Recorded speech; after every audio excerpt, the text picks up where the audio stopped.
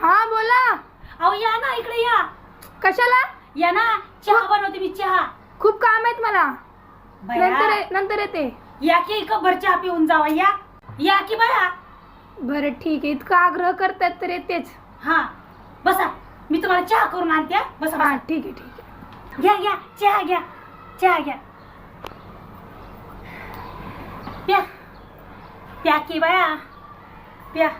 छान झालाय हो चहा. हो, कोणती चायपत्ती यूज करता तुम्ही? चांगली बारीतली आणत असते.